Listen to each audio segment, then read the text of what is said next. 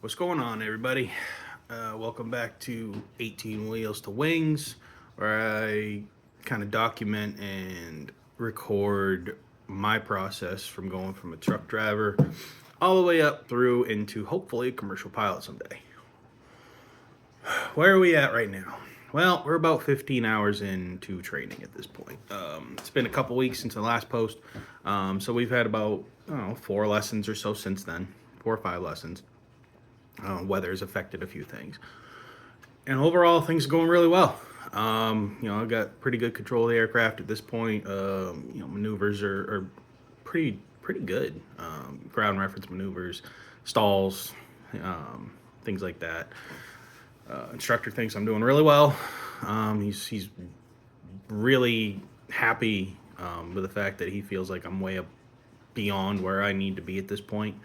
I haven't soloed yet. That's another thing I was going to talk about. So I've heard a lot of people say, "Oh, you usually solo around 10 hours or 15 hours, 20 hours, whatever." I don't really think it matters much. We all got to build hours. We all got to get to the same spot, same spots anyway. I guess it'll save money if you can get there quicker, but in the end, you still need 250 hours for commercial. So whatever. But I had my chance this past week to take my solo checkout to get ready for soloing. And what I mean by that is, so my school does what they call solo checkout. So before you go solo, you do a test, a flight with the head instructor / owner, to make sure that you are indeed proficient as the CFI says you are. Now, it's just another higher standard that they hold pilots to, which I'm good with. Higher standards are good things. And we were trying to figure out when I'd be able to get that in. Well, this past week, there was some weather that came in, so we thought we were going to just do ground, and then the weather started to move out. So we're like, hey, maybe we'll get up and do some pattern work or whatnot. And the owner was there, and my instructor was like, hey, if he's got time, do you want to do your solo checkout today instead of the following week? I think is when we tried to get it scheduled. And I was like, I mean, why not, right? Like, get things done ahead of time, as fast as we can. So I was like, yeah, but let's go up in the plane first and see what it's like. Because, like I said, the weather system had just moved through, and the winds were picking up a bit. So we went up and we did some stalls, some turns, things like that, some emergency procedures. And as we were coming in, it was pretty gusty. I was getting blown around a lot, but I think I wasn't in the right headspace. It came up. It was kind of a spur of the moment thing, and I know you got to be used to those things, but this soon into it, I wasn't. So I wasn't prepared mentally for it, I don't think. So when we finally got down on the ground, and he was like, you still want to go up for your checkout, and I was just like, nah, I'm not feeling it. The weather was, it was bad. Like, it wasn't terrible. I could handle it, but it just wasn't great. And the fact that it was kind of sprung on me, like, hey, we actually could do this today if you wanted. And I'm like, started getting my own head, like, evaluating all my own limits and what I feel like I'm proficient, or not proficient, but getting good at and whatnot. And I'm second guessing myself. I'm just like, can't do it. So we're going to push it out to next week, which is fine. I know I'm ready, and my instructor is more than confident that I'm ready. But I don't know. I got in my own head. Whatever. I guess it's a thing that happens. But overall, we're doing good. We're building hours. We're already starting to think about planning the cross country. So I've already got a couple destinations in mind. Getting the iPad finally so I can get onto ForeFlight. I haven't needed it for this whole point. So if that's a thing that you think you need, don't. You don't need it for a while. And even after you get into check ride prep, it's not really something that you're going to need. This is all VFR. This is all, yeah, you'll need a sectional and charts, and it makes things a lot more difficult, but you don't really need it. But I'm getting one anyway. It's actually supposed to come in the mail today, I think, at some point. And then I obviously subscribe to ForeFlight, just the basic membership or whatever. But I'm excited to move on to those steps. I mean, there's only so much, turns on a point, steep turns, stalls, you know, like I understand it's all learning and getting better, proficient at it, and I want to keep getting better at it because obviously I know I'm not perfect. But I'm excited to experience some other things, going to other airports, flying longer distances. I actually want to get to cruise and then actually stay in cruise for a minute and look out the window, like, and check out things, because so far, when we go to maneuvers, we're going to a place that's, 15, 20 miles away, or not even in some places. One of them, we go over the ocean next to the beach, and it's not that far away. It's like 12 miles.